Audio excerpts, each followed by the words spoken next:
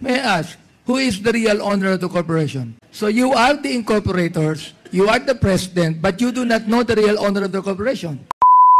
Ibig sabihin no, Mr. Chair, nagpagamit din kayo. No, Your Honor. Hindi, nagpagamit din kayo. Come on, hindi mo alam eh. Paano mo hindi mo alam? You are the president, Mr. Chair. Medyo nagagalit na ako dito eh. Nagsisinungaling ka. You are the president and you do not even know.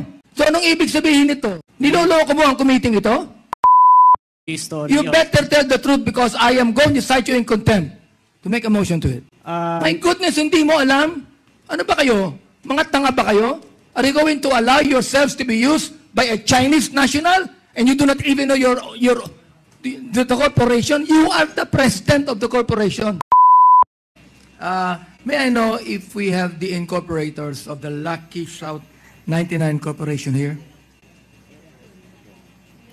May I request them to stand up and state their name and what is their position? Ang incorporators ng Lucky... Wait. Kasi nako-confuse tayo, no? Anong Lucky South 99 are we talking about? Lucky South 99... South 99 Corporation. Corporation. And then corporation. Yun yung bago. So, Lucky South 99 Corporation, andon sila Baterna, sila Julian Linsangan, at sila Edgar Chan. May Sila I please ask them to stand up and state their name and their position in the corporation? Ayan sila. Ano? Yes, Mr. Chair. On papers, Mr. Chair, so today, kami po yung officer ng Lucky South. Kami pong tatlo. All right. Please just state your name and give your position in the corporation. In papers, Your Honor, I'm Julian M. Linsangan III as president po. You're the president. In papers po. All right. Of the corporation. Yes, Your Honor. In papers. Yes, Your Honor. In papers lang, ha? Opo. Okay, next. Yes po, good afternoon po. Edwin Ang po, treasurer po. You are the what? Po. Edwin Ang po. And what is your position? Nakalagay po sa papers, treasurer po. In paper din? Yes po. And? Marion Ryan Chua po. In papers as director po. In papers din? Yes, Your Honor. Oo. So, let me ask. Also, Miss... okay. May I ask, who is the real owner of the corporation? Hindi po namin alam, Your Honor. Okay. So you are the incorporators, you are the president, but you do not know the real owner of the corporation. Your Honor, as we said kanina po, pinolge po yung pirma namin nung time na nag-amend sila ng incorporation po nila. So Mr. Chair, let me ask, how did you become incorporators? Hindi po namin alam, Your Honor. Wait. Congressman, may I interject? Kasi a while ago, that other guy was talking, anong pangalan mo, bro? Marion Chua po. Brian Chua. Kasi kanina may sinasabi ka. Ang sinasabi mo sa amin kanina, may kumausap sa iyo. Yes, Your Nagpunta pa kayo ng parking area. Diba? And he offered you 50 million. Sabi mo, hindi mo kaya. Tapos suddenly, sabi mo, nag-negotiate siguro kayo or something, lumabas kayo ng 500,000. Yes, and sir. you told us that you talked to the two others para i-consider yung offer. Yes, sir. So, nung i-consider yung offer, I'm pretty sure alam niyo kung anong pinag-uusapan niyo. Di ba? 500,000 yung ilalabas niyo. Yun ang usapan niyo di ba? Mr. Chair, that's my next question. Okay, go ahead. Okay, let me ask, no? You were incorporators in papers. Mr. Chair, we're not the incorporator. Ginawa lang po kami. You were not really the incorporators. We're not the incorporators. Mr. Therefore, you did not pay any amount to be incorporators.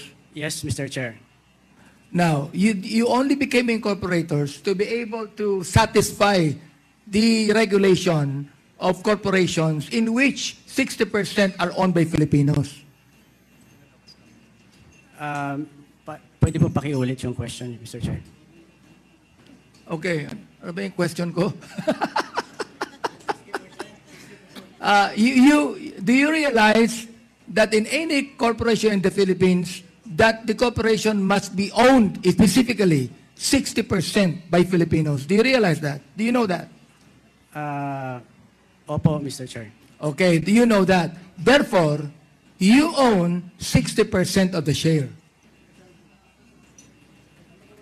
In papers, Your Honor, I don't know how much I own.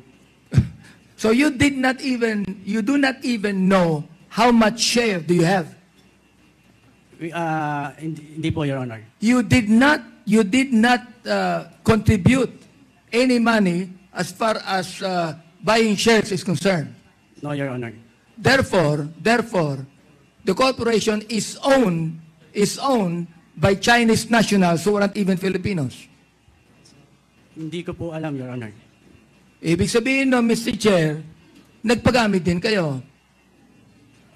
No, Your Honor. Hindi, nagpagamit din kayo. Come on, hindi mo alam eh. Paano mo hindi mo alam? You are the president, Mr. Chair.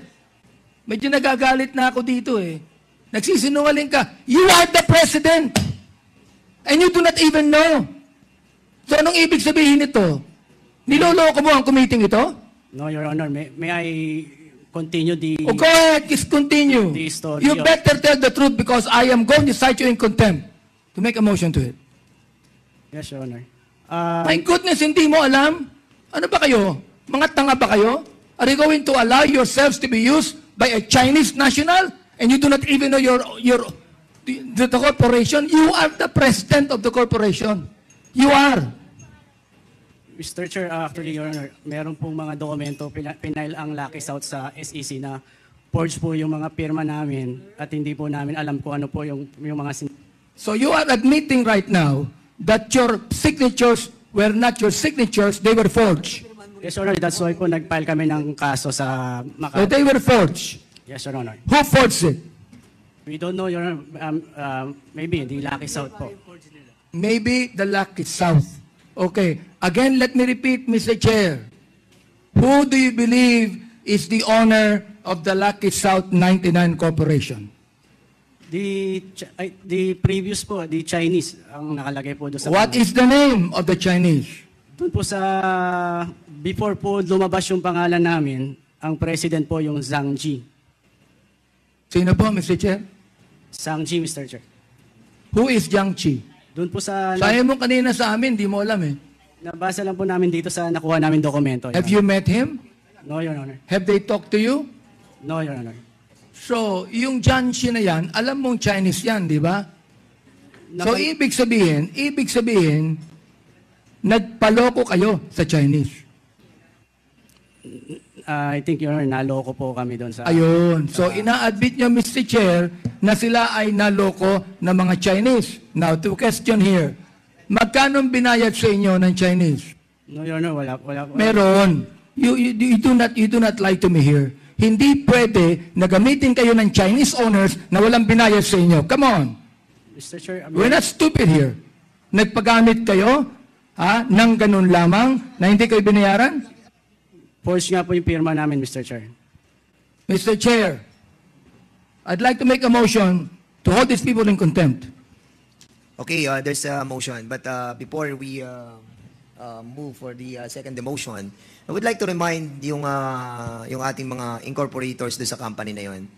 Kasi kanina sinabi nyo na merong kayong pinag-usapan na 500,000. And that was 500,000 that you have considered. And pretty sure, dinideny nyo na rin yung tao na kausap nyo na nawawala na, hindi na matagpuan. I think that is a lame excuse. And you are making us think twice. Actually, kanina, nung nandito kayo, napapaniwala nyo ako sa mga sa mga facial reaction.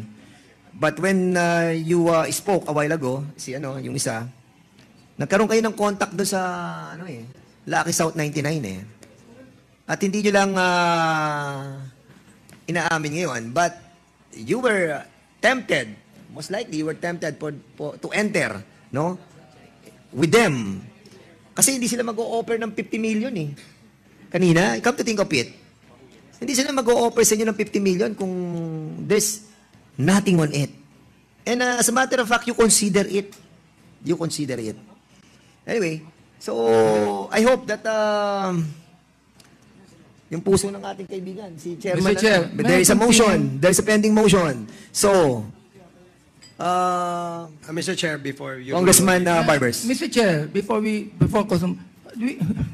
we do not want this committee to be insulted further. We do not want that. Come on, we're not wasting our time here. We are working. We're not wasting our time here. And you are insulting this committee. Oh, hindi ako nagagalit. Dynamic lang ako dito. Pero what I'm saying is true. We do not want this committee to be insulted by you people who come in here to lie before our faces. So, we will give you opportunity. Tell us the truth.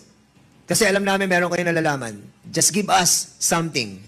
Because you won't speak like that, no? Kanina, no? Mr. Ibibigay ko po namin yung copy ng complaint namin sa Makati para po makita po ng this committee yung... Of course, aming bibigyan nyo complaint. talaga yung magko-complain kayo talaga. Meron po Dahil kami- dahil sinabi ng PAOK, kasama kayo sa demanda dahil kayong incorporators.